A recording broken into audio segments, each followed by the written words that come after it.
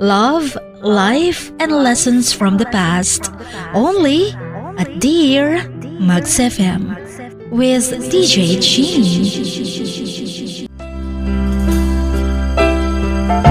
Dear Mags FM. Last week, nabasa niyo po ang first chapter ng story ko. Yung umalis ako sa baryo namin na walang kadala-dala, umiiyak, duguan, naglalakad ng paikay-ika sa sakit ng katawan. Kung anong nangyari pagkatapos nun, at saan ako dinala ng mga paa ko nung umalis ako sa baryo namin, narito ang continuation ng story ko. Ako pala ulit ito, si Sonia, 63. Turning 17 pa lang ako noon nung mabuntis nga ako dahil sa pangahalay na ginawa sa akin ng pinsan ko o sino man na di ko nakita pa simula nung pinuntahan ko ang bahay nila para tanungin ang nangyari nung gabing biglang hinimatay ako. Guilty ba siya? Dahil siyang may kagagawan? Or may ibang taong involved at ayaw niyang magsumbong? Kaya siya umalis nang walang paalam. Wala na akong ibang maisip kung bakit ako nabuntis na walang kamalay-malay. Dahil wala din akong kamalay-malay nung ginahasa ako habang ako ay hinimatay na para bang may pinainom sa akin nun. Never naman akong ginabi sa daan o saan mang events. Laging nasa bahay lang ako pagka-uwi mula sa eskwelahan. Ang totoo niyan, isang araw niyan nung nagbobomba ako ng tubig, bigla akong nakaramdam ng pagkahilo nun at nasusuka pa.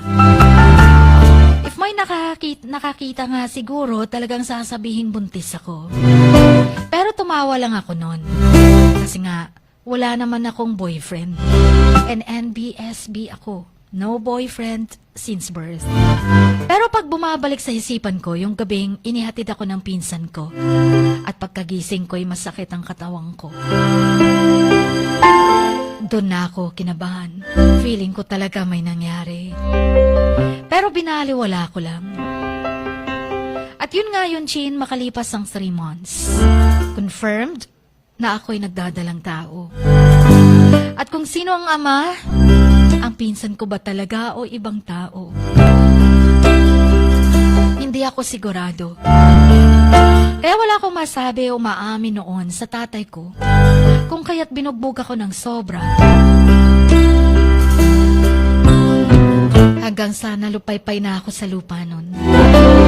Gusto akong tulungan ni nanay at mga kapatid ko nun. Pero binalaan sila ni tatay na kung kinsa daw ang magtabang sa akua, kay patsyon daw niya, Chin. Mautong nahadlok pud sila. 4 a.m. ako umalis sa baryo namin. Hanggang napadpad ako kay Ate Linda na naging kaibigan ng kapitbahay namin dati.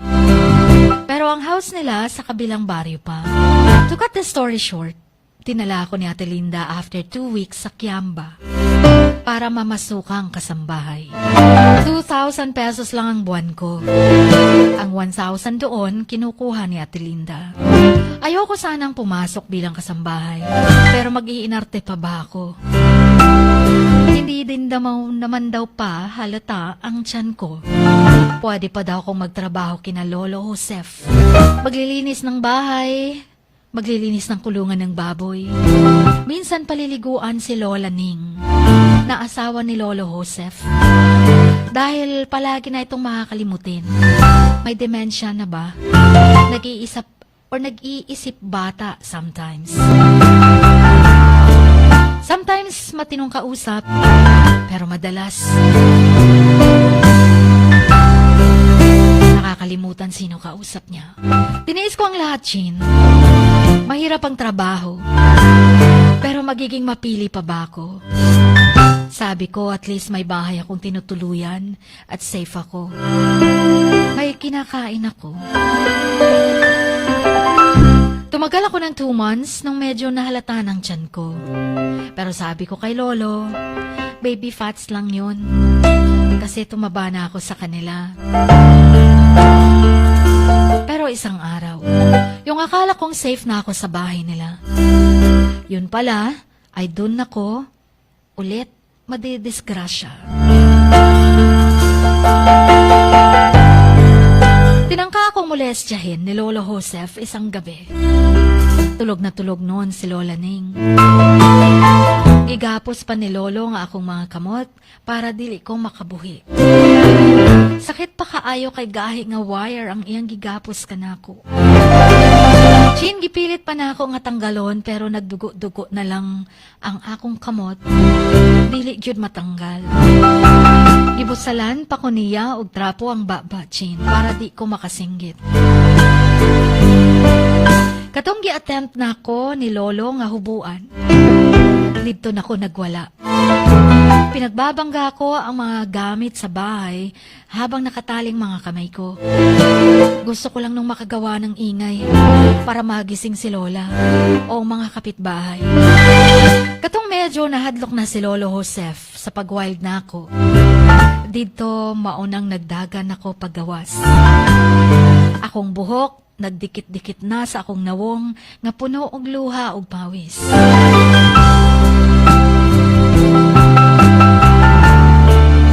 Sabi ko sa sarili ko, Diyos ko, unsa akong sala nga nung giing-ani man ko sa mga tao. Ug wala na ko kabalo sa akong gibati ato, Chin. Mura na ko og mabuang. Ug tinuod jud, nawalan ako ng bait ng panandalian. Dahil dinugo ako at nakunan. May lumabas na fetus. Patay na. Dahil 5 months pa lang yung tiyan ko nun, Chin. At dahil wala na nga ako sa katinoan nun, hindi ko na alam kung saan ko yun naiwan o itinapon. Kawawang anak. Hindi ko deserve ang ganung pangyayari. Nakarating ako sa highway ng Kiamba. Madilim habang ako'y duguan. Hanggang may tumulong sa akin isang mag-asawang nagtitinda ng balut sa kanto. Tinanggal ang wire sa mga kamay ko, pinakain nila ako, pinainom ng tubig. Sa madaling salita, gusto nila akong dalhin sa police station para i-report ang naikwento ko sa kanila. Pero hindi ako pumayag. Nakiusap na lang akong tulungan nila ako makabawi ng lakas. Kaya dinala nila ako sa bahay nila.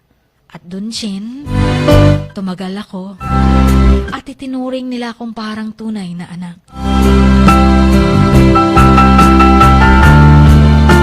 Meron pala silang anak dati, pero 12 years old pa lang daw nung namatay ito dahil sa dengue. And to make the story short again, sila na yung itinuring kong pamilya nun. Simula nun, pinagtapos nila ako ng pag-aaral. At masaya daw sila sa narating ko dahil natapos ko ang HRM course ko na matataas sa mga grades ko. Nung high school ako noon, pangarap kong maging isang doktora. Laging akong honors sa klase. Pero nagpaka-practical ako dahil hindi naman kaya ang kursong pagkuha ng medicine. Yun lang ang kaya ng mga nakagisnan ko ng mga magulang. At yun ay dahil sa kanila nakapagtapos ako. Dahil nagtiwala sila sa kakayahan ko, pinagbuti ko ang aking pag-aaral. Hanggang nakapagtapos. At laking pasasalamat ko dahil itinuring nila akong tunay na anak nila. Nung una, mailap ako sa kanila. Bago ako nakarecover, matagal. Dahil nagkaroon na ako ng trust issues. Ayoko nang magtiwala. Especially sa lalaki. Siguro alam nyo na kung paano ako na-trauma. Hanggang sa nagkatrabaho ako as a front desk sa hotel. Ang kita ko, inipon ko para maipaayos ang bahay ng mga nag-aruga sa akin. Kumupkup sa akin nung nasa madilim ang buhay ko. Sa ngayon, Chin, naghihintay na lang ako sa schedule ng flight papuntang abroad this December upang mas mabigyan ko ng maayos na buhay ang mga taong malaki ang utang na loob ko. Dahil kung di ko sila nakita, malamang patay na ako ngayon kasama ang fetus. Sa mga magulang ko, lalo na sa tatay ko, my biological parents. Sana di nyo pinagsisihan ang ginawa nyo sa akin nun. Sa nanay ko at mga kapatid, nare-remember nyo pa kaya ako? Ilang taon na ding lumipas. Sinubukan nyo kaya akong hanapin man lang. Hindi ko na rin kaya pang bumalik sa baryo namin, Chin. Dahil masakit pa rin until now. Isipin ang mga dinanas ko doon. Hindi madali, hindi biro. Nakakatroma kung babalikan ko pa ang lugar na yon. At sa mga taong nanghusga sa akin, si Lord na lang ang bahala sa inyo. Para naman sa pinsan kong tumakas sa kanyang kasalanan o anuman, si God na lang din bahala sa iyo.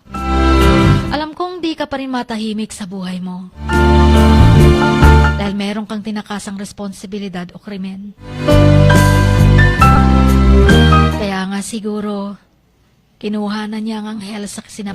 Nagpapasalamat na lang din ako, Chin, na may mga anghel pang tumulong sa akin at nakasurvive ako. Kahit yung income nila sa pagbabalot ay naubos lang sa pagpapaaral sa akin. Hindi yun masasayang dahil ibabalik ko sa kanila ang lahat ng naitulong nila. Kahit di nakasurvive ang munting anghel sa sinapupunan ko noon, siguro nga di talaga para sa akin yun. At ginawa na ng paraan ni Lord dahil di ko deserve ang nangyari noon.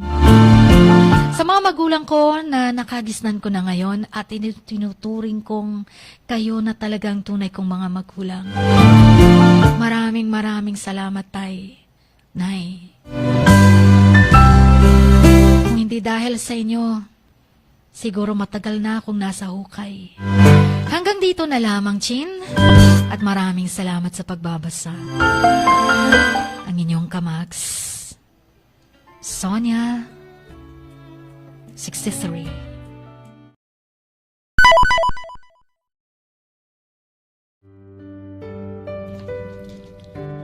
Sa bawat pagluha mo, may nakatagong kwento. Sa bawat ngiti mo, may gustong sabihin ang puso mo. At sa likod ng iyong halakak at maging sa pagkabiko mo, may mensaheng nakabalot sa iyong pagkatao. At ang tanging nais mo lamang ay mapakinggan ang mga ito ng buong mundo. Dear Max FM with DJ Chini. Life has got all those twists and turns. Stand up for what you believe in. What lies behind you and what lies in front of you pales in comparison to what lies inside of you. Dear Max FM with DJ Chini. Sabi nga nila, ang pagsusulat kapag masyado mong diniinan hanggang sa susunod na pahina ay nagmamarka. Katulad ng pagmamahal, kapag masyado mong ibinigay ang lahat, yung sakit na gawa ng nakaraan, dala pa rin hanggang kasalukuyan.